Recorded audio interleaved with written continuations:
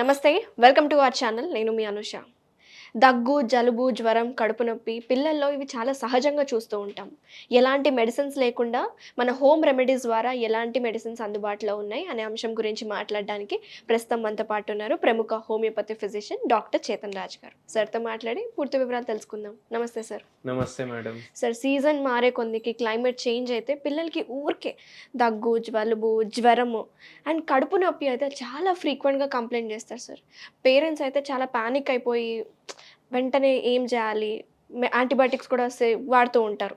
So ఇలా మందులు కాకుండా హోమ్ రెమెడీస్ ద్వారా ఏమైనా నయం చేసుకునే అవకాశం ఉంటుందా? మీరు ఈ ప్రశ్న అడిగారు కదా, దగ్గు కానీ జలుబు కానీ లేదంటే జ్వరం కానీ రెగ్యులర్గా వస్తున్నాయి పిల్లలకంటే దాని అర్థం ఏంది? వాళ్ళ ఇమ్యూనిటీ సరిగా లేదు. ఓకే. ఇమ్యూనిటీ అంటే ఏంది?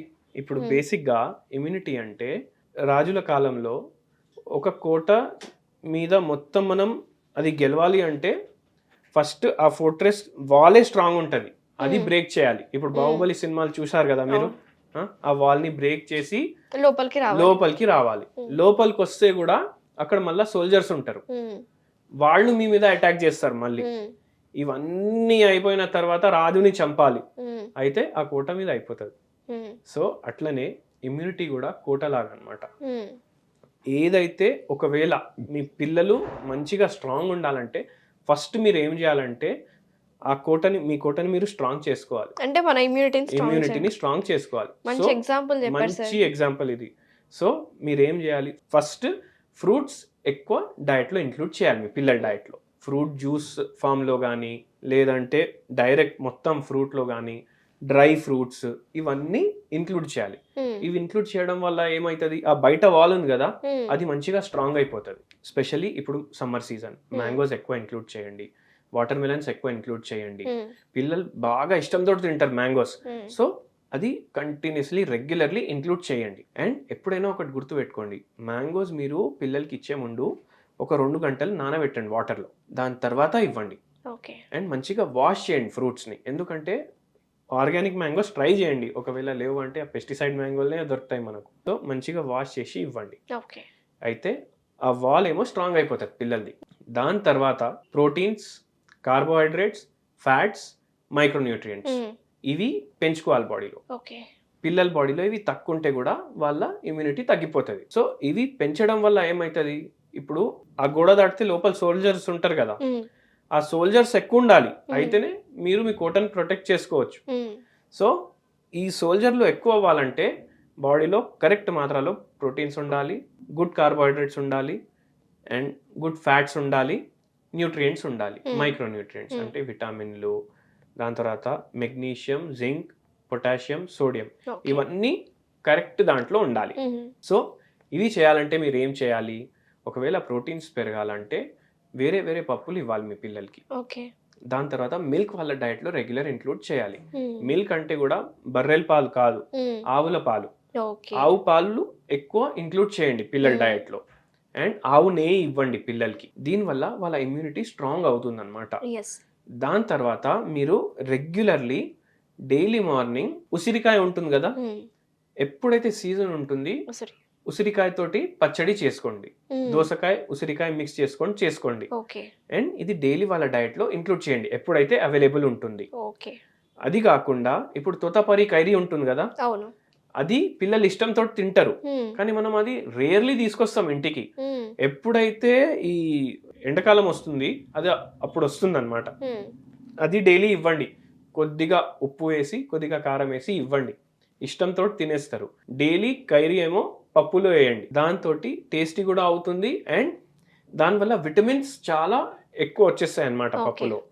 సో ఇవి రెగ్యులర్లీ ఇంక్లూడ్ చేయండి. పిల్లలకి ఓవర్ పాలిష్డ్ రైస్ ఏదైతే ఇప్పుడు HMT రైస్ అని ఒకటి వస్తుంది, అది చాలా పాలిష్డ్ రైస్ అన్నమాట, అది ఎక్కువ ఇంక్లూడ్ చేయకండి. కేరళ రైస్ ఉంటుంది కదా, అది చాలా హెల్దీ ఉంటుంది బాడీకి, అది కొద్దిగా పిల్లలకి ఇవ్వడానికి ట్రై చేయండి. యాక్చువల్గా ఏమైతుందంటే కిడ్స్, స్కూల్ గోయింగ్ కిడ్స్ వాళ్ళు జంక్ ఫుడ్స్కి ఎక్కువ ఈ లేస్, చిప్స్, బిస్కెట్స్ ఎక్కువ తింటూ ఉంటారు. సో ఎంత అవాయిడ్ చేయాలని ట్రై చేస్తున్నా సరే పేరెంట్స్ అవాయిడ్ అవ్వట్లేదు. పేరెంట్స్ కూడా ఏంటంటే స్నాక్స్ రూపంలో వాళ్ళకి బాక్స్లో ఆ చిప్సే వేస్తున్నారు. సో ఆల్టర్నేట్ దాట్ దాని బదులుగా ఏది ఎక్కువ పెడితే మంచిది?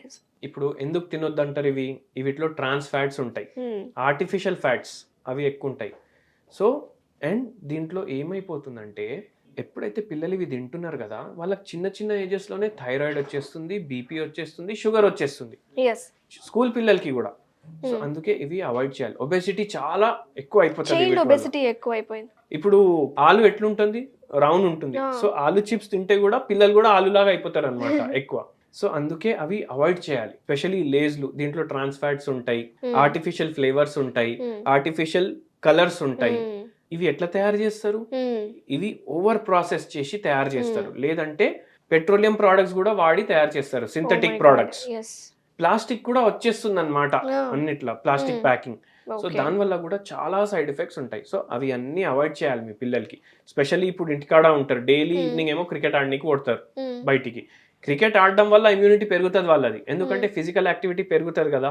అవుట్ ఆడతారు, క్రికెట్ ఆడతారు, హైడ్ అండ్ సీక్ ఆడతారు. మనం ఏం చెప్తాం పిల్లలకి, ఆడకండి, ఇంట్లో కూర్చోండి అంటాం, కానీ ఆడనివ్వండి. సో దానివల్ల స్వెట్టింగ్ వస్తుంది, మజిల్స్ మంచిగా స్ట్రాంగ్ అవుతాయి, బోన్స్ స్ట్రాంగ్ అవుతాయి. సో వాళ్ళని ఆడనివ్వండి, కానీ బయట ఫుడ్ తిననివ్వకండి. మనం అనుకున్నట్టు ఈ తరచుగా వచ్చే రొంప, జలుబుకి మంచి రెమెడీస్ ఏమున్నాయి సార్? మన వంటిళ్ళ వైద్యశాల అని చెప్పుకుంటాం కాబట్టి దాని గురించి మీరు ఏమంటారు? ఇది పిల్లలకి కూడా పనికొస్తుంది, పెద్దవాళ్ళకి కూడా పనికొస్తుంది. మీరు కొద్దిగా హనీ తీసుకోండి. హనీలో మీరు సొంటి యాడ్ చేసుకోండి, దాన్ని పౌడర్ చేసి మంచిగా మిక్స్ చేసి కొద్దిగా వేడికి చేసుకోండి.